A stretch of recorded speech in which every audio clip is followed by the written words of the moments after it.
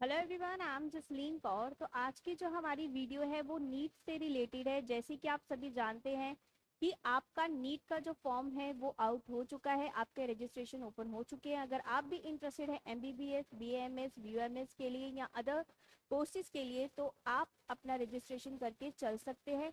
9th of March को आपका जो रजिस्ट्रेशन है वो ओपन हो चुका है। तो जल्दी से जल्दी अपना जो है रजिस्ट्रेशन करके चले ताकि आपको एडमिशन के टाइम पे कोई दिक्कत ना हो। आज हम बात करेंगे कि जो बच्चे नीट का फॉर्म फिल करते हैं, नीट के फॉर्म फिलिंग में वो बहुत तरीके की मिस्टेक कर देते हैं। जैसे फोटोग्राफ का बच्चों को साइज नहीं पता होता कि पासपोर्ट साइज का फोटोग्राफ का साइज क्या होना चाहिए, बैकग्राउंड कैसा होना चाहिए। तो आज हम बात करेंगे कि आपको फॉर्म फिलिंग में किन किन बातों का ध्यान रखना है। फॉर्म फिलिंग में अगर आप कोई भी मिस्टेक करते हैं तो आपका फॉर्म रिजेक्ट हो सकता है। इवन फॉर्म फिलिंग के लिए भी आप हमारे सेंटर पे विजिट कर सकते हैं। जैसे कि आप पीछे स्क्रीन पे देख रहे हैं, ये सैंपल इमेज है एक, कि आपका जो पासपोर्ट साइज फोटोग्राफ होनी चाहिए, जिसका साइज होगा, आपका इमेज का साइज वो 10 KB टू 200 KB होना चाहिए। और आपका जो इमेज का फॉर्मेट रहेगा वो जेपीजी फॉर्मेट रहेगा। पोस्ट कार्ड साइज फोटोग्राफ होनी चाहिए, जिसका आपका साइज रहेगा 10 KB टू 200 KB और जेपीजी फॉर्म में होनी चाहिए। फॉर्मेट उसका जेपीजी होना चाहिए। अब हम बात करते हैं left and right hand fingers and thumb impression. आपकी लेफ्ट एंड राइट हैंड की जो फिंगर्स है वो थंब इम्प्रेशन होना चाहिए, जो 10 KB टू 200 KB होनी चाहिए और जेपीजी फॉर्मेट में होना चाहिए।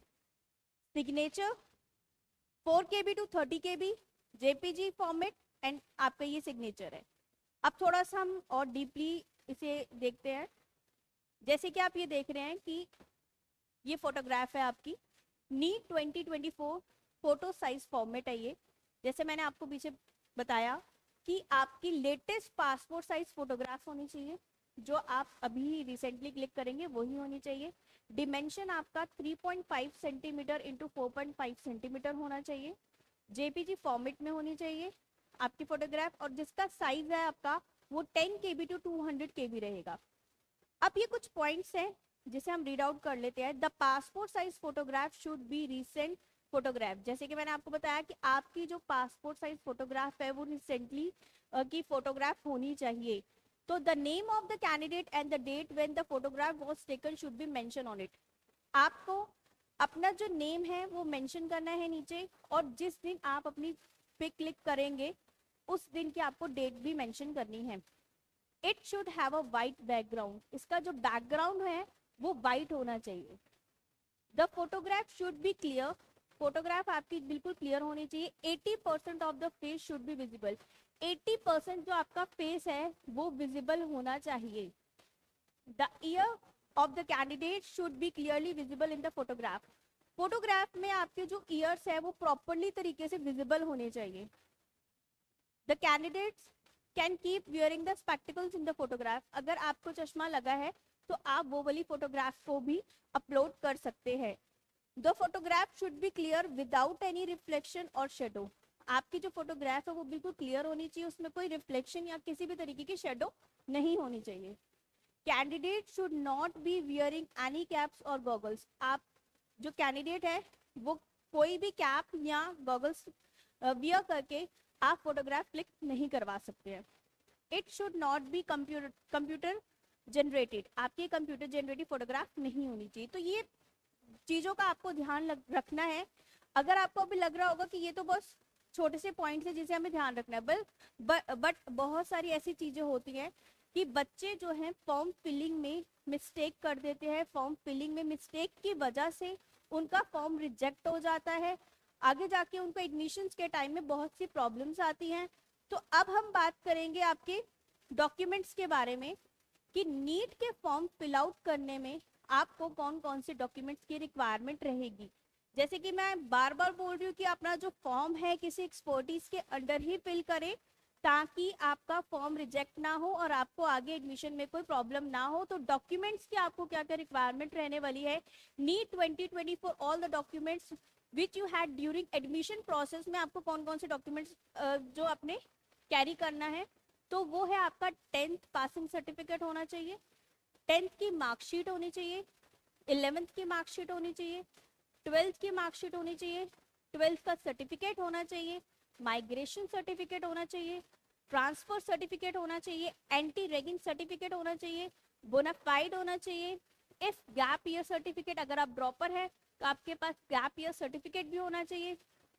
Caste certificate, SC ST EWS OBC NCL, अगर आप किसी भी कास्ट या कैटेगरी है आपके पास तो उसका सर्टिफिकेट होना चाहिए। यहाँ पे बच्चे बहुत सी मिस्टेक कर देते हैं, उनके पास कैटेगरी होती है, कैटेगरी होने के बावजूद भी वो उस चीज़ का बेनिफिट नहीं उठाते हैं। तो आपके पास अगर कैटेगरी है तो आपकी जो कैटेगरी, आपका जो आपका जो सर्टिफिकेट है, कैटेगरी सर्टिफिकेट, वो कहाँ से बनेगा, किस तरह से बनेगा, और आपको यहाँ पे क्या इन सर्टिफिकेट्स को रिन्यू करवाना है या नहीं करवाना है, तो उसकी डीपली इंफॉर्मेशन के लिए आप जल्द से जल्द हमारे सेंटर पे विजिट करें। और डोमिसाइल की सर्टिफिकेट, डोमिसाइल सर्टिफिकेट आपका होना चाहिए। If single girl child certificate, अगर कोई बच्चा गर्ल चाइल्ड है, सिंगल गर्ल चाइल्ड है, तो सिंगल गर्ल चाइल्ड सर्टिफिकेट आपको बना के रखना है, आपको इसका भी बेनिफिट मिलता है। पोस्ट कार्ड फोटोग्राफ साइज, जैसे कि मैंने आपको बताया पीछे कि आपकी जो फोटोग्राफ है उसका साइज क्या होना चाहिए, 4x6 with name and date, आपकी नेम और डेट के साथ मेंशन होना चाहिए। आपका पासपोर्ट साइज फोटोग्राफ भी and post card size photograph भी। आईडी प्रूफ आपका होना चाहिए, Aadhaar card, PAN card etcetera, या आपके पास अगर कोई भी आपका आईडी प्रूफ है तो वो होना चाहिए। करेक्टर सर्टिफिकेट होना चाहिए। इफ माइनॉरिटी सर्टिफिकेट, अगर आप किसी माइनॉरिटी से बिलोंग करते हैं, लाइक अगर आप सिख माइनॉरिटी से बिलोंग करते हैं, क्रिश्चियन माइनॉरिटी से बिलोंग करते हैं, मुस्लिम माइनॉरिटी से बिलोंग करते हैं, तो आपके पास उसका सर्टिफिकेट होना चाहिए। इसका बेनिफिट्स भी आपको बहुत मिलते हैं। अपेंडिक्स जो है आपको वो अपलोड करनी है जिनके पास कैटेगरी है। अब आपको कौन कौन सी अपेंडिक्स कहाँ लगानी है, किस तरह से लगानी, किस तरह से अपलोड करनी है, उसके लिए आपको जो है परफेक्ट गाइडेंस के प्रोफेशनल काउंसलर की हेल्प से आप जो है ये सारे डॉक्यूमेंट्स हैं इसे रेडी करके भी रख सकते हैं, और आगे जाके आप फॉर्म जो फिलिंग है वो भी करवा सकते हैं, और किस तरीके से आप एडमिशन तक पहुंच सकते हैं प्रोसेस के थ्रू, उसके लिए आप हमारे सेंटर पे विजिट कर सकते हैं। ये आपके रहेंगे डॉक्यूमेंट्स जो आपको नीट के फॉर्म में रिक्वायरमेंट रहती है। तो अगर आप भी नीट का फॉर्म फिल करने लगे हैं तो आप जो है एक्सपर्टीज के अंडर ही फिल करें, किसी भी तरीके की मिस्टेक ना करें, और आगे आप किस तरह से 85% state quota and 15% all India state quota से एडमिशन प्रोसेस के थ्रू सीट ग्रैब कर सकते हैं। अगर आपका लो स्कोर आता है तो लो स्कोर पे भी आप किस तरीके से आप लो प्राइवेट बजट कॉलेजेस को कवर करके चल सकते हैं। अगर आपके पास कैटेगरी है तो कैटेगरी का आपको क्या बेनिफिट मिलने वाला है, एमसीसी की काउंसलिंग में आप किस तरह से पार्टिसिपेट कर सकते हैं, और अगर आप अदर स्टेट्स को कवर कर रहे हैं तो उसका क्या क्राइटेरिया रहेगा। उसके लिए आप जल्द से जल्द हमारे सेंटर पे विजिट करें।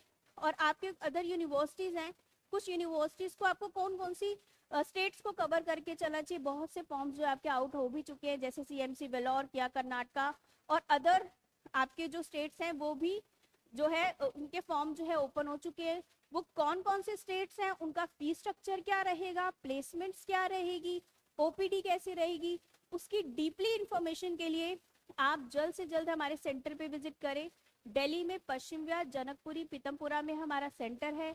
आप नियर बाय सेंटर पे विजिट करके फर्दर इंफॉर्मेशन को ग्रैब कर सकते हैं, और हमारे चैनल को सब्सक्राइब करना ना भूलें, वीडियोस को लाइक शेयर कमेंट करना ना भूलें, ताकि आपको ऐसी नोटिफिकेशंस मिलती रहे और आपसे कोई नोटिफिकेशंस मिस ना हो। Thank you so much.